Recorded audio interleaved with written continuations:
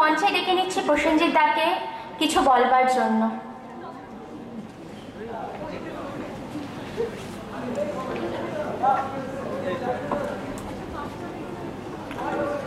আজকের অনুষ্ঠানে উপস্থিত সকলকে আমার শুভেচ্ছা ও অভিনন্দন জানাই।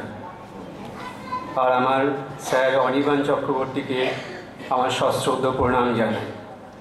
আর সর্বোপরি অর্গানাইজারদেরকে আমার হ্যাটস অফ। এত সুন্দর অর্গানাইজেশন আমি জীবনে খুব কম দেখেছি। তাদের জন্য একটা জোরে হাততালি হয়ে যায়। কিছু কথা, কিছু অনুভূতি, কিছু মেমোরিজ, এগুলো সবসময় ব্যক্তিগত। আর ব্যক্তিগত জিনিস ব্যক্তিগত থাকাটাই ভালো। কিন্তু আজকের এই মঞ্চ এমনই একটা জায়গা যেখানে এই ব্যক্তিগত কথাগুলি শেয়ার করতেই হয়। যে উপলক্ষে আজকের এই অনুষ্ঠান, যার জন্মদিন উপলক্ষে আজকের অনুষ্ঠান, ডক্টর সর্বপল্লী রাধাকৃষ্ণন। তিনি জন্মগ্রহণ করেছিলেন এক গরিব ব্রাহ্মণ পরিবারে। অসম্ভব মেধাবী এক ছাত্র। জীবনের কোনো পরীক্ষাতেই তিনি দ্বিতীয় হননি। পরবর্তীকালে ভারতবর্ষের সর্বোচ্চ প্রশাসনিক পদটাও তিনি অলঙ্কৃত করেছিলেন। তিনি ছিলেন স্বাধীন ভারতের প্রথম উপরাষ্ট্রপতি এবং দ্বিতীয় রাষ্ট্রপতি। এক অসম্ভব প্রতিভাধর মানুষ। কোনো রকম কম্প্যারিজন না করেই বলি, আমাদের ডিয়ারেস্ট স্যার অনির্বাণ চক্রবর্তী কম প্রতিভাধর নন। Apart from being a teacher, কিসে নেই তিনি? Singing, writing, football, cricket, film direction, আরও অনেক কিছুই যেগুলো হয়তো আমি জানি না। আমাকে বলতেই হবে, he has a good sense of humour and সর্বোপরি আ লিডিং পার্সোনালিটি। আমরা জানি সম্প্রতি মাদার টেরেসাকে সেন্টহুড দেওয়া হয়েছে, আমাদের সকলেরই জানা।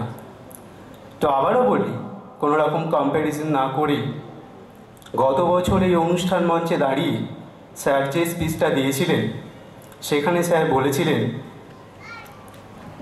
যে দুঃখ একটি ব্যক্তিগত ব্যাপার, এটাকে পাবলিসাইজ না করাই ভালো। তো অনুষ্ঠানের পরে আমার এক বন্ধুর সঙ্গে কথা হচ্ছিল। সে বলল, দেখলি স্যার কেমন বললেন, কেমন সেন্ট লাইক না? It was sent like to him, it was sent like to me, and I think it was sent like to many of us. There is a saying by an eminent author, a mediocre teacher tells, a good teacher explains, a superior teacher demonstrates, but a great teacher inspires. আর আমাদের সকলের কাছে আমাদের sir এই 4th ক্যাটাগরিতে পড়েন।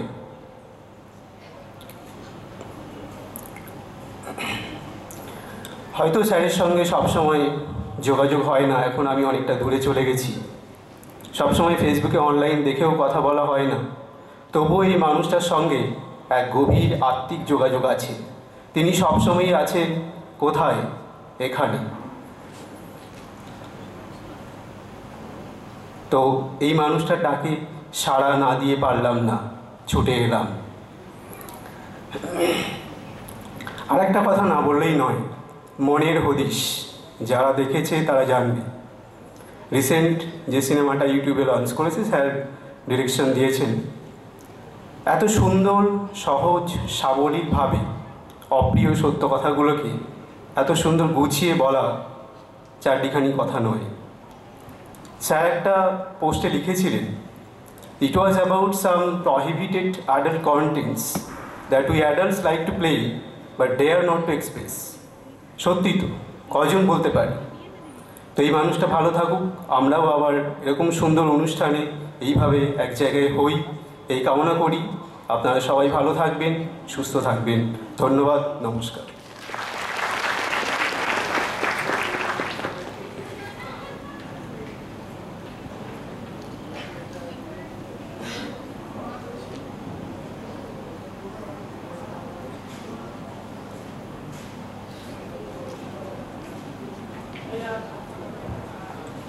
অনেক ধন্যবাদ প্রসেনজিৎ দাকে।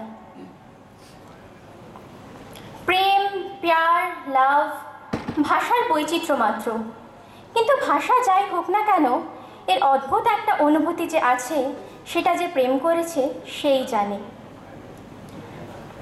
তবে প্রেম যেমন মানুষকে মুহূর্তে অদ্ভুত একটা লাজুক হাসি হয়ে ছুঁয়ে যায়, আবার কখনো রাত জাগা চোখের কালি হয়ে যায়।